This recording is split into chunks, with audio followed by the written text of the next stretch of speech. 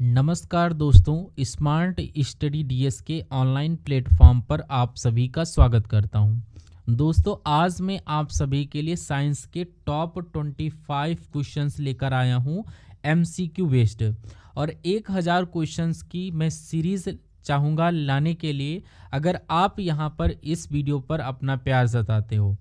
अब railway group D का exam जो है आप सभी का घोषित कर दिया गया है।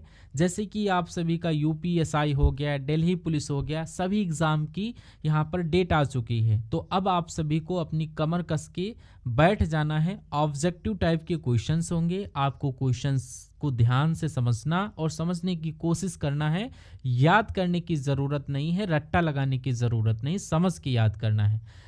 मैं आपको वीडियो सेपरेट पार्ट 1, 2, 3 ऐसे सेपरेट पार्ट में वीडियोस प्रोवाइड करवाऊंगा। क्वेश्चंस को ध्यान से समझना है, देन उसका राइट आंसर करना है। पहला क्वेश्चन आपकी स्क्रीन पर कह रहा है, ध्यान से देखिए, निम्नलिखित में से किस तत्व की कमी से घेंघा रोग होता है। मोस्ट इंपॉर्टेंट क्वेश्चन है। तो अगर पूछ ले कौन सी कमी से घेंघा रोग हो जाता है, तो यहाँ पर आयोडीन की कमी से आप सभी के घेंघा रोग हो जाता है। तो इस क्रम में right answer option number D के साथ करेक्ट हो जाएगा। नेक्स्ट क्वेश्चन कह रहा है, पावर ट्रांसफार्मर की कार्य प्रणाली का सिद्धांत किस नियम पर आधारित होता है। यानी कि जो आपका पावर ट्रांसफार्मर है ये किस सिद्धांत पर वर्क करता है। तो यहाँ पर फैराडे के नियम पर ये ट्रांसफार्मर वर्क करता है, ध्यान रखिएगा। ऑप्शन नंबर ए आप सभी का करेक्ट आंसर हो जाएगा इस क्रम में। अगला नंबर क्वेश्चन आपकी स्क्रीन पर कह रहा है, रडार सिस्टम में उपयोग की जाने वाली तरंगे किस प्रकार की तरंगों का उदाहरण है। इंपॉर्टेंट क्वेश्चन है, ये किस प्रकार की तरंगों का उदाहरण है रडार सिस्टम में प्रयोग होने वाली तरंगे। तो ये आपका जो उदाहरण होता है सूक्ष्म तरंगे, यानी कि ऑप्शन नंबर ए आप सभी का एकदम डिक्टो करेक्ट आंसर हो जाएगा। जो भी स्टूडेंट यहाँ पर ऑप्शन नंबर ए को करेक्ट किए हैं उन सभी का करेक्ट हो जाता है। इसी क्रम में अगले क्वेश्चन को स्विच करते हैं। अगले क्वेश्चन को स्विच करने से पहले जो भी स्टूडेंट नए विजिट कर रहे हैं चैनल पर, अभी तक चैनल को सब्सक्राइब नहीं किया है, सो प्लीज़ चैनल को सब्सक्राइब करके बेल आइकन को ऑन कर लेना, ताकि जो भी अगले सेशन की नोटिफिकेशन हो आप तक पहुंच सके और आप उन सभी सेशन को वॉच कर सके। तो नेक्स्ट क्वेश्चन देखिए आपकी स्क्रीन पर कह रहा है, एक उड़ते हुए चक्के की प्रति सेकंड घूर्णन किससे मापी जाती है।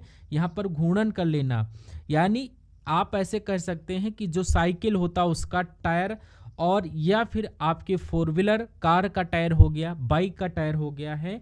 तो ये उड़ती हुई चक्के की प्रति सेकंड घूर्ण, यानी कि कितने प्रति सेकंड की घूर्ण की गति से वो रन कर रहा है एक समय, यानी कि उसका समय बताना है। तो यानी कि यहाँ पर आपको स्ट्रोबोस्कोप यानी कि ऑप्शन नंबर डी इस क्रम में आप सभी का राइट आंसर जाएगा। एक उड़ती हुई चक्की की प्रति सेकंड घूर्णन किससे मापी जाती है, right answer option number D के साथ। कह रहे हैं, निम्नलिखित में से कौन प्लाज्मोडियम परजीवी का एक वाहक है। तो इसमें आपका क्या हो जाता है, मच्छर। मच्छर यानी कि मॉस्किटो, जो मलेरिया होता है ये किससे होता है, मादा एनाफ्लेस मच्छर प्लाज्मोडियम के कारण होता है। Right answer option number A के कारण करेक्ट होगा ये क्वेश्चन। कह रहा है, लोहे पर जंग लगना ये किस प्रकार की अभिक्रिया का उदाहरण है।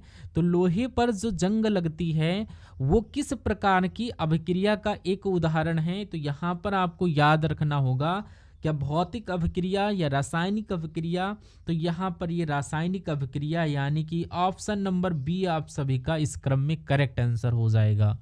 अगला क्वेश्चन ही यहाँ पर कह रहा है, पृथ्वी के घूर्णन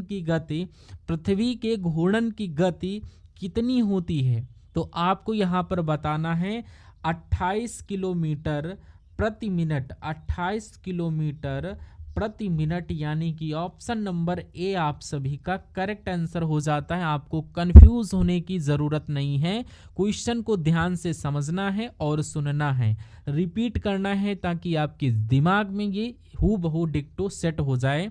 नेक्स्ट क्वेश्चन, निम्नलिखित में से किस वैज्ञानिक ने विकासवाद के सिद्धांत का प्रतिपादन किया। मोस्ट इंपॉर्टेंट क्वेश्चन, स्टार लगा करके रखिएगा। विकासवाद के सिद्धांत का प्रतिपादन किसने किया है? यहाँ पर डार्विन, यानी कि right answer option number A आप सभी का करेक्ट आंसर हो जाएगा कि डार्विन के द्वारा ये किया गया है। नेक्स्ट क्वेश्चन कह रहा है चींटी के डंक में कौन सा अम्ल पाया जाता है? यदि किसी मनुष्य के चींटी काट लेती है तो क्या होता है? दर्द होता है, पेन होता है, यानी कि जो लार्वा होता है उसमें क्या पाया जाता है, उसमें कौन सा अम्ल होता है? आप कहेंगे यहाँ पर मेथेनाइक अम्ल, मेथेनोइक वैसे होता है, यहाँ पर नाइक लिख गया है इस क्रम में। ऑप्शन नंबर सी आप सभी का करेक्ट आंसर हो जाएगा। 10 नंबर क्वेश्चन देखिए, जंग लगने पर लोहे के भार में क्या परिवर्तन हो जाता है? तो यदि लोहे पर जंग लग जाता है तो उसके भार में क्या परिवर्तन होगा? आप कहेंगे भार क्या हो जाता है? वहां पर बढ़ जाता है, यानी कि right answer option number B आप सभी लोग लॉक करना। जब भी एग्जाम में आपको ऐसा क्वेश्चन मिल जाए कि लोहे पर जंग लग रहा हो तो उसका वजन बढ़ जाएगा। अगला क्वेश्चन कह रहा किस यंत्र के द्वारा सौर ऊर्जा को विद्युत ऊर्जा में रूपांतरित किया जाता है? तो यहाँ पर किस यंत्र के द्वारा, तो यंत्र आपसे पूछ रहा है कि सौर ऊर्जा को विद्युत ऊर्जा के रूप में किस यंत्र के द्वारा हम लोग रूपांतरित करते हैं? तो यहाँ पर जो सौर सेल होता है जिसको सोलर सेल बोलते हो वही, यानी कि उसमें क्या पाया जाता है, किसके कारण ये होता है? तो आपका ये फोटोवोल्टिक सेल, यानी कि right answer option number A आप सभी को लॉक करना है फोटोवोल्टिक सेल के साथ, यानी इसकी वजह से सौर ऊर्जा को विद्युत ऊर्जा में रूपांतरित करते हैं हम सभी लोग। अगला क्वेश्चन है पृथ्वी के केंद्र पर गुरुत्वाकर्षण के कारण त्वरण का मान क्या होता है? पृथ्वी के केंद्र पर गुरुत्वाकर्षण के कारण त्वरण का मान क्या होता है? अगर इस क्वेश्चन का आंसर पूछे तो right answer option number A, यानी कि ये शून्य होता है, आप सभी को याद रखना है। अगला क्वेश्चन कह रहा है कम तापमान को मापने वाला यंत्र को क्या कहते हैं? कम टेम्परेचर को मेजरमेंट करने वाले यंत्र को क्या कहते हैं? क्रायोमीटर, यानी कि right answer option number B आप सभी का करेक्ट आंसर हो जाएगा। नेक्स्ट क्वेश्चन कह रहा मनुष्य के सुनने की क्षमता कितनी होती है? मनुष्य कितनी क्षमता तक सुन सकता है? तो आपको क्या बताना होगा? जो मनुष्य की सुनने की क्षमता है वो 20 हर्ट्ज से 20,000 हर्ट्ज है, यानी कि ये ऑप्शन नंबर बी आप सभी का करेक्ट आंसर हो जाएगा। और सभी एग्जाम में ये क्वेश्चन पूछा जाता है, मोस्ट इंपॉर्टेंट क्वेश्चन है, स्टार लगा करके रख लीजिएगा। कह रहा यदि निर्वात में लोहा, कागज और पत्थर के टुकड़े को एक साथ गिराया जाता है तो पहले कौन गिरेगा पृथ्वी की सतह पर? ये इंपॉर्टेंट क्वेश्चन है।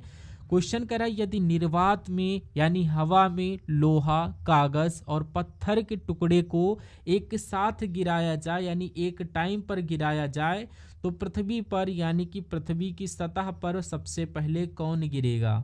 ये आपको बताना है, कौन गिरेगा? तीनों एक साथ गिरेंगे, लोहा, कागज, पत्थर, यानी कि यहाँ पर निर्वात में आप सभी को बताना, आप कहेंगे लोहा गिरेगा या कागज गिरेगा, पत्थर, लेकिन यहाँ पर मेरे ख्याल से ये तीनों एक साथ गिरेंगे। अगला क्वेश्चन कह रहा है निम्नलिखित में से कौन कांच का सबसे महत्वपूर्ण घटक है? तो कांच का सबसे महत्वपूर्ण घटक कौन सा है इनमें से? तो यहाँ पर सिलिका, ऑप्शन नंबर सी आप सभी को यहाँ पर लॉक करके रखना होगा।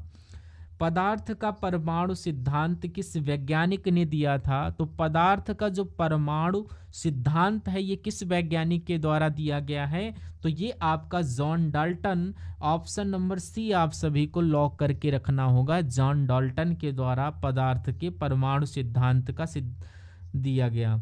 वॉशिंग मशीन किस सिद्धांत पर कार्य करता है? वॉशिंग मशीन वो होती जो अपने कपड़े धोने का कार्य करती है, यानी कि वॉशिंग मशीन किस सिद्धांत पर वर्क करता है?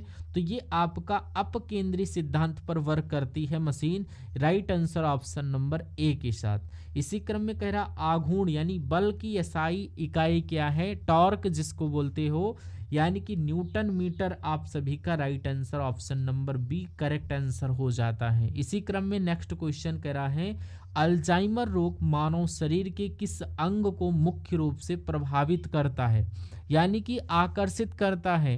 तो ऐसा कौन सा यहाँ पर प्रभाव है, कौन सा अंग है? तो यहाँ पर मस्तिष्क हो जाएगा correct answer option number A, यहाँ पर करेक्ट आंसर हो जाता है। नेक्स्ट क्वेश्चन है, कह रहा है अस्थि मज्जा में रुधिर कणिकाओं के निर्माण को क्या कहा जाता है।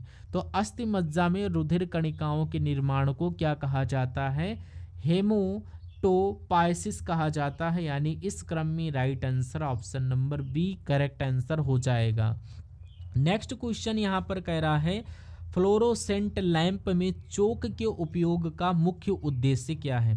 देखिए एक ट्यूबलाइट होता है, उसमें क्या है, चोक लगा होता है, जो इस प्रकार से लगा होता है।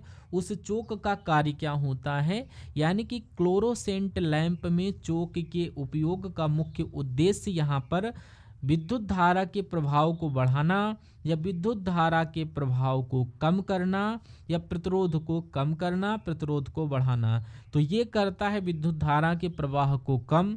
इस क्रम में right answer option number A correct answer हो जाता है। कह रहा यदि किसी तत्व का परमाणु क्रमांक बराबर है लेकिन परमाणु भार भिन्न भिन्न है तो उस तत्व को क्या कहा जाएगा। तो आपको क्या बताना है, समस्थानिक बताना है। Right answer option number B इस क्रम में करेक्ट हो जाएगा।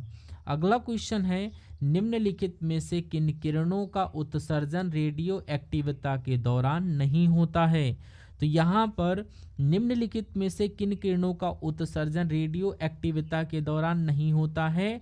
तो ये आपको कैथोड किरणें याद रखना है। Right answer option number D आपका करेक्ट आंसर हो जाएगा। अगला क्वेश्चन कह रहा पीयूष ग्रंथि मानव शरीर के किस अंग में स्थित है। तो यहाँ पर पीयूष ग्रंथि यानी ये क्वेश्चन मोस्ट इंपॉर्टेंट है और आज की सेशन का ये अंतिम क्वेश्चन है। तो ये किस अंग में स्थित है, तो ये आपको कमेंट बॉक्स में बताना है कि इस क्वेश्चन का राइट आंसर क्या होगा। आई होप आप सभी को ये क्लास अच्छी लगी होगी। अगर अच्छी लगी है तो अपना इस क्लास में स्कोर कार्ड भाई ज़रूर बताइए कि यहाँ पर टॉप 25 क्वेश्चंस में से कितने क्वेश्चन आप सभी के करेक्ट हुए हैं। अगर आपका यहाँ पर अच्छा रिस्पांस मिलता है इस सेशन में तो इसी तरह के आपके साइंस से रिलेटेड, बायो से रिलेटेड, फिजिक्स से रिलेटेड एग्जाम के पॉइंट ऑफ व्यू को देखते हुए सारे के सारे इंपॉर्टेंट क्वेश्चंस लाने की सीरीज़ को कंटिन्यू रखी जाएगी। तो आई होप आप सभी लोग इतना वर्क करेंगे और वीडियो को अगर आपने अभी तक लाइक नहीं किया है सो प्लीज़ लाइक करके और चैनल को सब्सक्राइब करके अपने फ्रेंड सर्किल में ज़रूर शेयर कर दीजिएगा। हम सभी लोग मिलते हैं आने वाले पार्ट में, तब तक के लिए जय हिंद साथियों।